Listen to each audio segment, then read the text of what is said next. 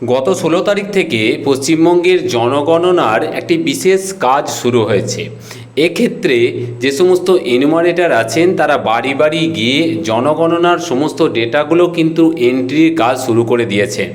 তো এই সময় দেখা যাচ্ছে যে যারা এনুমারেটর আছেন তারা বিভিন্ন রকম সমস্যার কিন্তু সম্মুখীন হচ্ছেন এবং আমার বিভিন্ন ভিডিওর কমেন্ট বক্সে বিভিন্ন রকম কমেন্ট করে বা মেসেজের মাধ্যমে তারা তাদের সমস্যার কথা জানাচ্ছেন।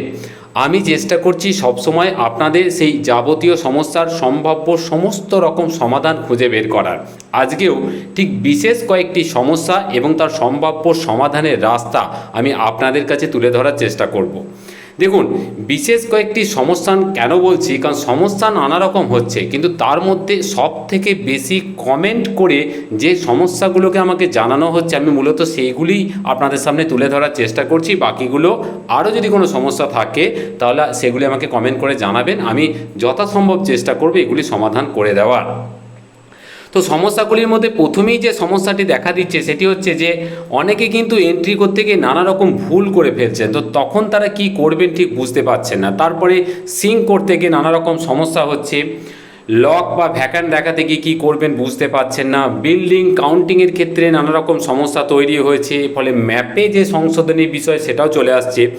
এছাড়াও সরকারি সুবিধা বিশেষত গ্রামের দিকে অনেক পরিবার আছে যারা পেয়েছেন, তো সেইগুলি এন্ট্রি কিভাবে করবেন বুঝে উঠতে পারছেন না। তো আমি এই প্রত্যেকটি প্রশ্নের একদম সঠিক এবং অফিসিয়াল উত্তর দেওয়ার চেষ্টা করব যা গাইডবুকে দেওয়া আছে, এবং যারা বিভিন্ন অভিজ্ঞ ব্যক্তি যারা ইনচার্জে আছেন অফিসার সুপারভাইজার তাদের সাথে আলোচনা করে আমি যেটুকু উত্তর সংগ্রহ করতে পেরেছি। দেখুন, প্রথম হচ্ছে এন্ট্রিতে যারা ভুল হয়ে গেছে বলছেন তো তারা কি করবেন। প্রথমত হচ্ছে দেখুন, এন্ট্রিতে যদি কিছু ভুল করে ফেলেন সেক্ষেত্রে সেটি যদি বিল্ডিং নাম্বার না হয়ে থাকে, যদি অন্যান্য ভুল, তাহলে সেগুলি অবশ্যই আপডেট অপশন থেকে আপনি আপডেট করে নিন বা এডিট করে নিন। এটি হচ্ছে সিঙ্ক করার আগের মুহূর্তে। কিন্তু আপনি যদি সিঙ্ক করে নেন তাহলে এডিট অলরেডি সিঙ্ক ডেটা এই অপশানটা থেকে আপনি কিন্তু সিঙ্ক হয়ে যাওয়া ডেটাটাকেও কিন্তু আপনি আপডেট করে নিতে পারেন বা এডিট করতে পারেন। এর পরেও যদি সিঙ্ক হয়ে যাওয়ার পরও আপনার মোবাইল থেকে হচ্ছে না, তখন আপনি আপনার সুপারভাইজারের সাথে যোগাযোগ করুন, উনি আনলক করে দেবেন, এডিটের অপশন চলে আসবে, এডিট কিন্তু হয়ে যাবে। এবার সমস্যাটা হচ্ছে যদি বিল্ডিং নাম্বার আপনি ভুল করে ফেলেন বা মেজর কোনো ভুল করে ফেলেন তাহলে কি করবেন। দেখুন, তাহলে পরিষ্কার সলিউশন হচ্ছে আপনাকে একটি উপায় আছে, সেটি হচ্ছে আপনাকে যে ডেটাটি, যে তথ্যটি, যে ফর্মটি ফিল আপ করতে আপনি ভুল করেছেন সেটাকে কিন্তু ডিলিট করতে হবে, এবং ডিলিট করে দেওয়ার পর সেটিকে আরেকবার পুনরায় আপনি ফিল আপ করুন, তাহলেই দেখবেন আপনার সমস্যার সমাধান হয়ে যাবে। এছাড়া কিন্তু আর কোনো রকম উপায় নেই। আবারও বলছি, বিল্ডিং নাম্বার এডিট করার কিন্তু কোনো উপায় আপনি পাবেন না, আপনাকে ডিলিট করে পুনরায় কিন্তু আপনাকে এন্ট্রি করতেই হবে। এরপরে হচ্ছে যে সিঙ্ক কখন করবেন, কেন করবেন, আর সিঙ্ক অনেকের ক্ষেত্রে বলছেন যে হচ্ছে না, তাহলে তার উপায় কি। দেখুন, সিঙ্ক হচ্ছে আপনি যখন মোটামুটি 10টা এন্ট্রি করবেন তখন অটোমেটিক্যালি একটা পপ আপ ওপর থেকে মেসেজ আসবে যে আপনি আপনার ডেটাগুলোকে সুরক্ষিত করতে সিঙ্ক করুন। দেখুন, সিঙ্ক করাটা খুব দরকার, কারণ আপনি যদি একসাথে অনেকগুলো এন্ট্রি করেন সেক্ষেত্রে ডাটা লস হয়ে যাওয়ার একটা সম্ভাবনা থেকে যায়। কিন্তু আপনি যদি সিঙ্ক করে দেন তাহলে এটা কিন্তু সেন্ট্রাল যে সার্ভার, যে পোর্টাল, সেখানে চলে যাবে, মানে সুপারভাইজারের কাছে চলে যাবে।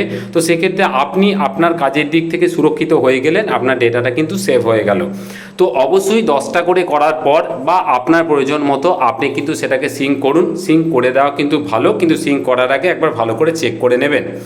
এবার বিষয়টা হচ্ছে অনেকে বলছেন যে সিঙ্ক করতে গিয়ে দেখা যাচ্ছে সিঙ্ক হচ্ছে না, কি করবেন। দেখুন, তার জন্য উপায় হচ্ছে আপনার ফোনটাকে সুইচ অফ করে অন করুন, নাম্বার 1।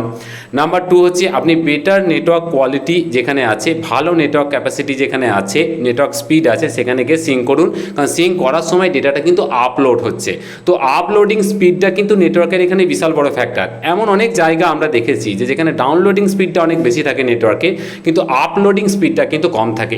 এই জ্ঞানটা কিন্তু আপনাকে রাখতে হবে যে সব নেটওয়ার্কে, কোনো নেটওয়ার্কে ডাউনলোডিং স্পিড বেশি আছে মানে যে আপলোডিং স্পিড বেশি হবে এটা কিন্তু না। তো আপলোডিং স্পিড যেখানে বেশি আছে আপনি আপলোড করে দেখতে পারেন, সেখান থেকে চেষ্টা করুন, অথবা একবার লগ আউট করে আর একবার লগ ইন করে চেষ্টা করতে পারেন। এর বাইরে আর কিন্তু কিছু চেষ্টা করবেন না। কোনো রকমভাবে phone number change, phone change, mobile change ইত্যাদি অপশানে কিন্তু ট্রাই করবেন না।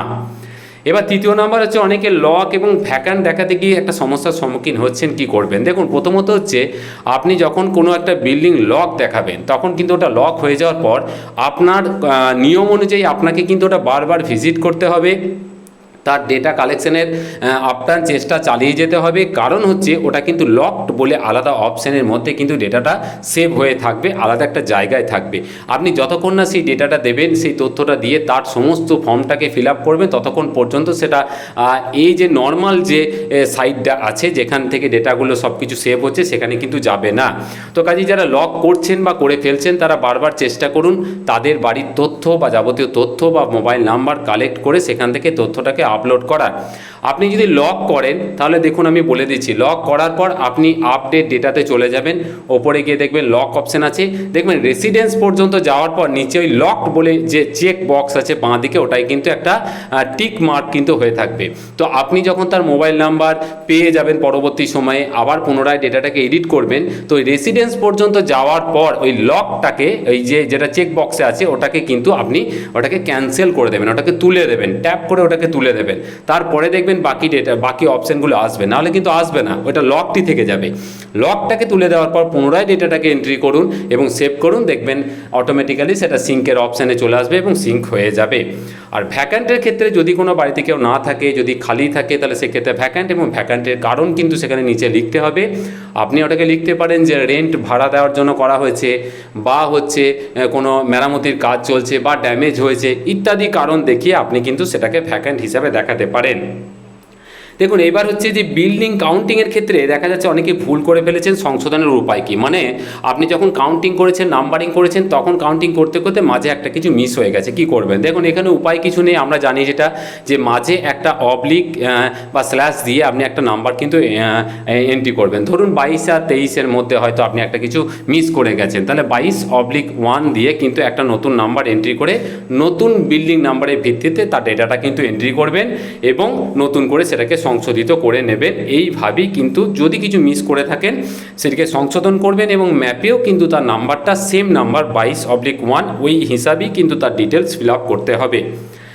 এবার আরেকটি হচ্ছে সতর্কতামূলক বার্তা। দেখুন, গ্রামের দিকে বিশেষত দেখা যায় যে সরকারি সুবিধা কিন্তু অনেকেই পেয়ে থাকেন। তো এই যে ডেটাগুলো আপনি এন্ট্রি করছেন, 34টা যে প্রশ্নের উত্তর দিচ্ছেন, তো সেক্ষেত্রে সরকারি সুবিধা যারা পেয়েছেন তাদের সেই জায়গাটা খুব সতর্কতামূলকভাবে বা সতর্কভাবে কিন্তু ফিল আপ করবে। যেমন ধরুন, অনেকে সরকারি ঘর পেয়েছে, সরকারি টয়লেট পেয়েছে, সরকারি গ্যাসের ওই যে বিভিন্ন রকম ভর্তুকির যে সুবিধাগুলো তারা পেয়ে থাকে, এছাড়া বিভিন্ন রকম সরকারি প্রকল্পের তারা সুবিধা নিয়ে থাকে এই 34টার মধ্যে।